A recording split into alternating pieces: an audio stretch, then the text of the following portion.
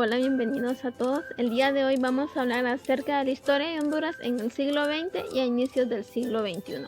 Quédate conmigo para saber más de las situaciones y dificultades que nuestro país ha tenido a lo largo de los años. Para comenzar, hablaremos de las generalidades de la historia económica de Honduras en el contexto latinoamericano, del año 1876 hasta el año 2011.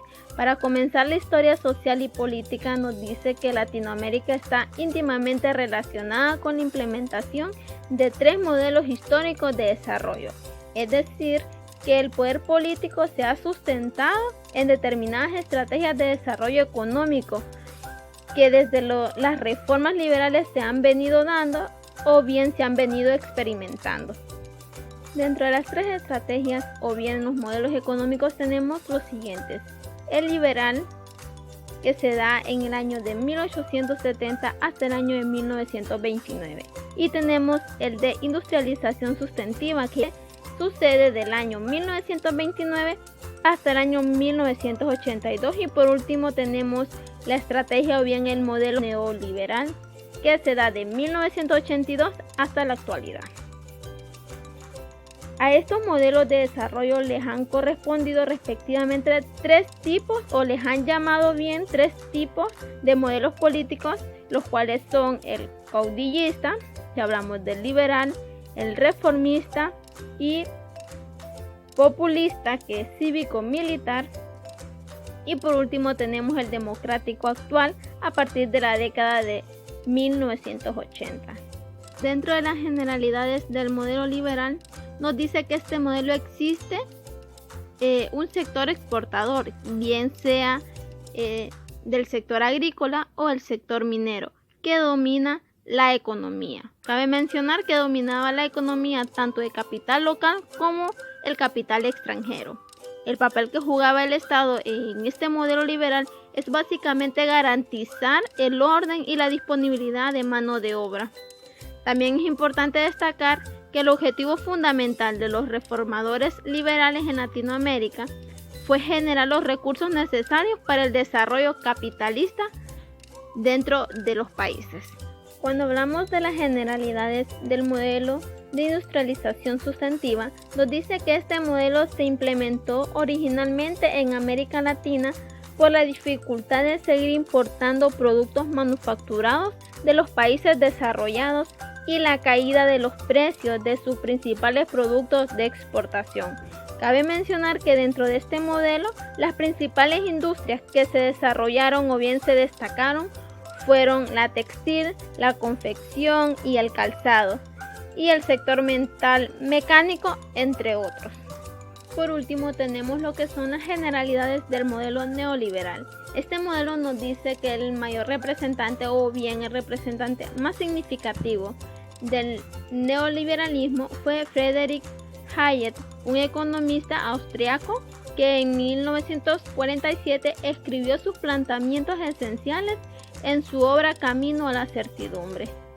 En el resto de América Latina, el neoliberalismo comenzó a aplicarse a partir de 1982 al estallar la llamada crisis de la deuda externa.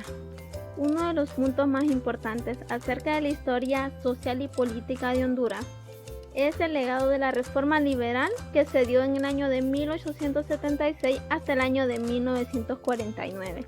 El historiador Marcos Carias sugiere que el régimen del general Tiburcio Carías, que fue de 1936 hasta el año de 1949, se dice que fue la dictadura de la reforma liberal aparecida con retraso.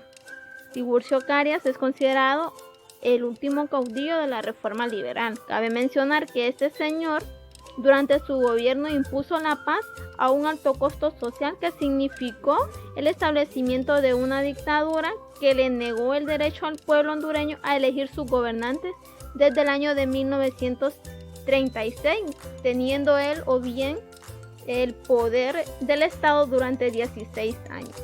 Dentro de la modernización y de las reformas que se dieron durante este periodo, nos dice la historia que desde 1945 a 1973 es considerado como uno de los años de prosperidad y crecimiento económico como nunca se ha visto en la historia mundial. Dentro de este periodo hay avances significativos en los cuales destacan el crecimiento de las clases medias, las tasas escolares primarias crecieron, igual la tasa de educación media y asimismo la universitaria. Lo mismo sucede con la esperanza de vida, surgiendo sistemas de seguridad social y aplicación de la infraestructura de salud. Este es el contexto en el cual Honduras se aleja de la dictadura del general Carías y comienza el 1 de enero de 1949 la transición hacia un orden económico y político acorde con el momento histórico que se vive de la mano del abogado Juan Manuel Gálvez. Dentro de este periodo de modernización y de reformas, se considera que Juan Manuel Gálvez y Villeda Morales fueron los mejores presidentes hondureños durante el siglo XX. Esto sin perder de vista las diversas críticas fundamentales que a ambos se le podían atribuir o bien se les podían hacer, pero el peso de la contribución a la institucionalidad pública de Honduras y sus políticas y las obras de interés social son lo que determinaron esta evaluación hacia estos dos personajes. Y en cuanto al conservadurismo y al reformismo militar, que se da de 1963 hasta el año de 1972, el general Osvaldo López Orellano fue el actor político más influyente por casi 20 años en la historia contemporánea de Honduras. Como presidente de facto militar, osciló entre el conservadurismo caudillista extremo y represivo desde el año de 1963 hasta el año de 1969. ¿Cuál era el objetivo de López? El principal objetivo de este señor era legitimarse como presidente constitucional. López convocó en el año de 1965 a elecciones amañadas para elegir diputados a una Asamblea Nacional Constituyente que elaborase una nueva constitución y que luego lo nombraran presidente. López, para realizar todos estos actos, tuvo apoyo del Partido Nacional y el ala conservadora del Partido Liberal, que ahora o bien en aquel momento lo incorporaba el mismo Ramón Villeda Morales. Este señor López se convierte en presidente de Honduras el 12 de junio del año de 1965. Ahora venimos del reformismo al contrarreformismo militar que se da en la década de 1972 hasta el año de 1982. Dentro de este periodo se da lo que es la caída de López. El 8 de septiembre de 1974, Honduras fue azotado por el huracán Fifi, que dejó pérdidas por el orden de $500 millones, habiendo destruido un 60% de la capacidad productiva del país. Cabe mencionar que la oposición al gobierno de López aprovecharía esta situación para exigir la revisión de las políticas reformistas. Luego de esto, los partidos políticos tradicionales comenzaron a exigir el retorno del régimen democrático. Uno de los puntos más importantes que destaca durante este tiempo es que Juan Alberto Melgar Castro reemplaza a López dentro de las Fuerzas Armadas, ya que López fue sacado de las Fuerzas Armadas, quedando solo como jefe del Estado en aquel momento. Otro de los puntos muy importantes dado en la historia de Honduras es la construcción democrática de Honduras del año de 1982 hasta el año 2009. El regreso de Honduras a la órbita democrática se da en el contexto del epílogo en la lucha por el dominio planetario entre las dos potencias mundiales, que estas potencias eran Estados Unidos de América y la Unión Soviética.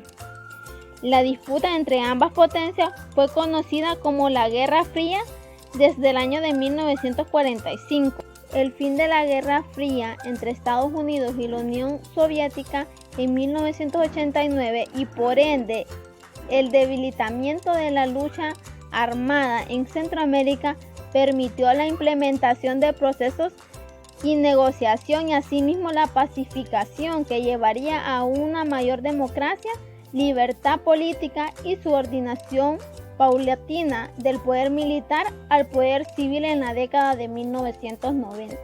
Durante esta construcción democrática en Honduras, Castellanos advierte 4 fases en el proceso de la profundización de la democracia en Honduras en la década del año de 1990 y de reformar el Estado en el contexto del mundo globalizado posterior a la Guerra Fría.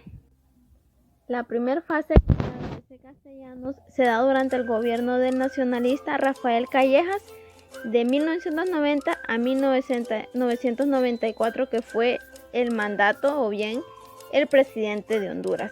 En el año 1993 da inicio a la reforma policial ante denuncias desde su interior por participación de policías en violación de los derechos humanos. Segunda fase se da siendo presidente el señor Carlos Roberto Reina, que se identifica según Castellanos por el proceso de desmilitarización de la sociedad entre los años 1993 y 1997. Este proceso inicia con la eliminación del servicio militar obligatorio y también la pérdida del control militar de las empresas estándares.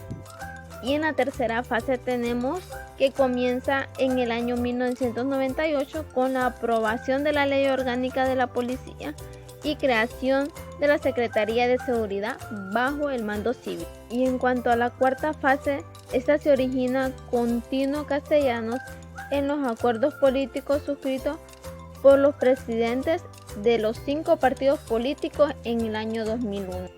El gobierno de Zelaya. Sabemos que esto es uno de los puntos más importantes que se ha dado en los últimos años en nuestro gobierno o bien en nuestro país, Honduras. El señor José Manuel Rosales asumió la presidencia hondureña el 27 de enero del año del 2006.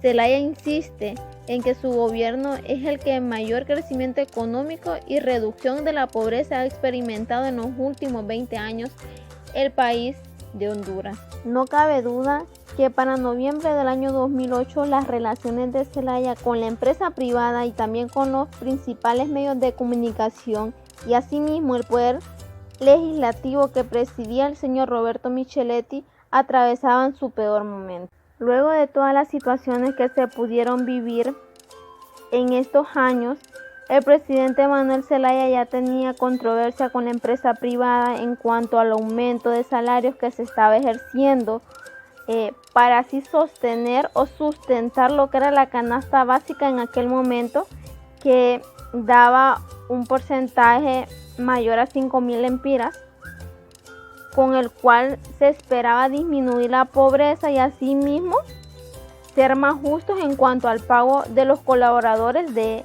las personas que trabajaban en aquel momento en las empresas que están ejerciéndose acá en Honduras.